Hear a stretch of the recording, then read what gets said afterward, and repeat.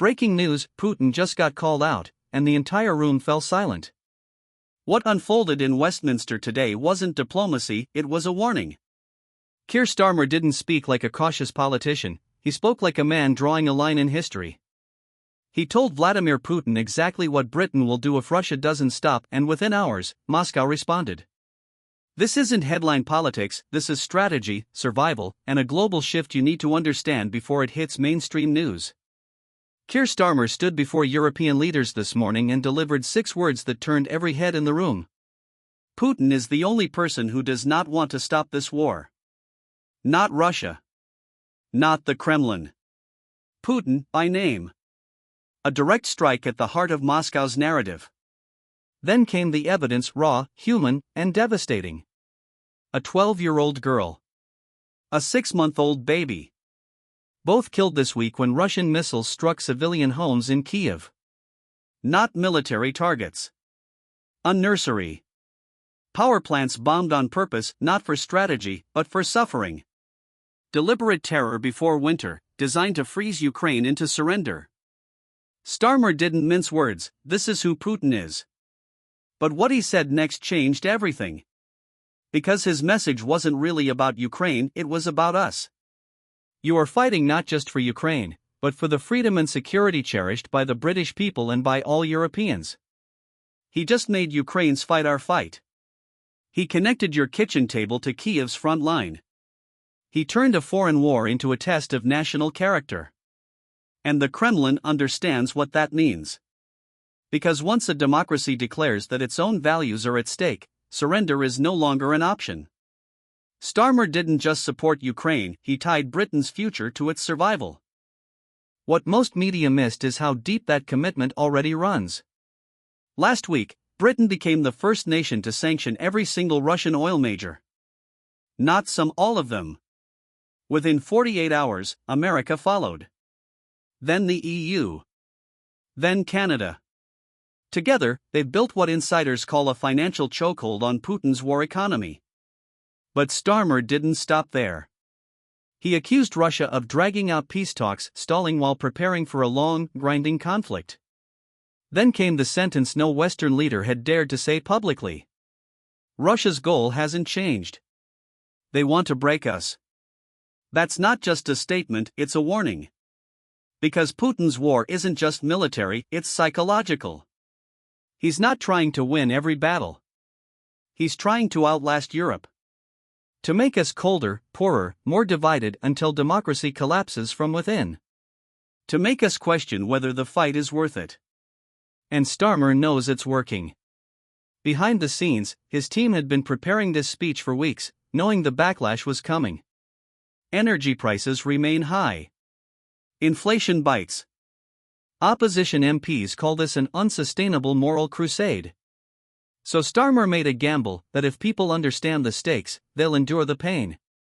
If you tell citizens they're defending freedom, not funding foreign wars, maybe they'll stand firm through another winter. Analysts already have a name for it: Starmer's Iron Winter. An echo of Thatcher's defiance during the Falklands, short-term pain for long-term principle. But the risk couldn't be clearer. If British resolve collapses before Russian pressure does, the entire Ukraine strategy could unravel, and Putin knows it. Within hours, Russian state media dismissed Starmer's speech as Western hysteria. But that reaction wasn't random, it was calculated. They've seen the same polls showing fatigue across Europe. People are tired of war. Tired of cost. Tired of sacrifice. That's Putin's real battlefield, public opinion.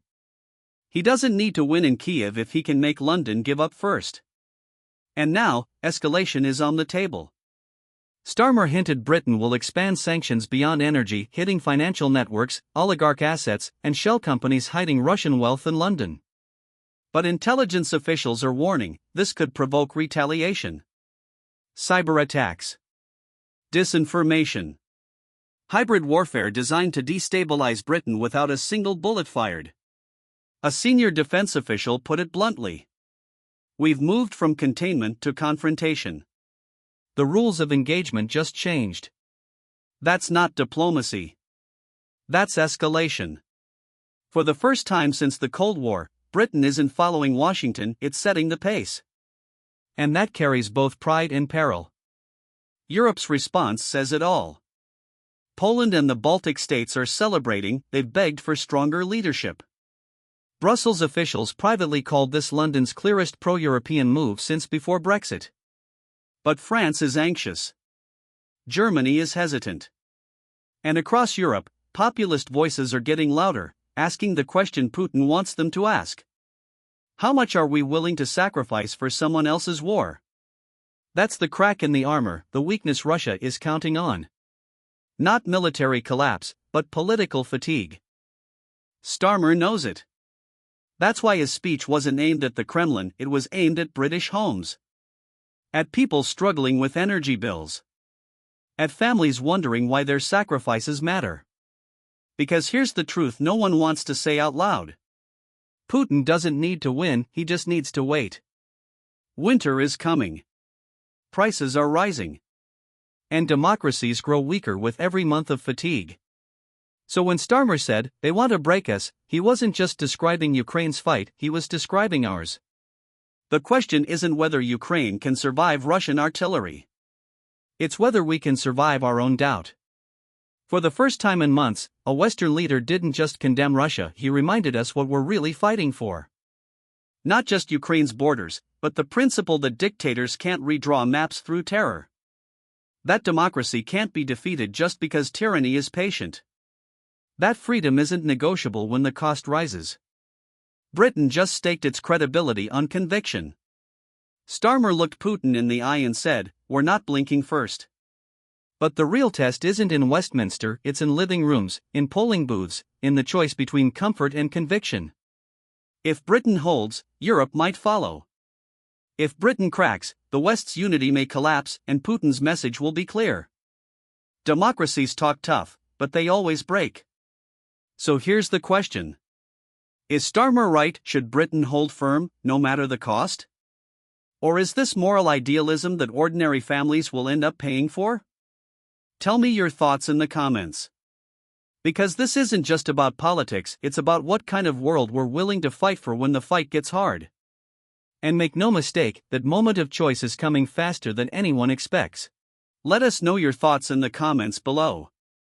Don't forget to like this video, subscribe to our channel for more in-depth political commentary, and hit that notification bell so you don't miss our next deep dive into the world of power and politics.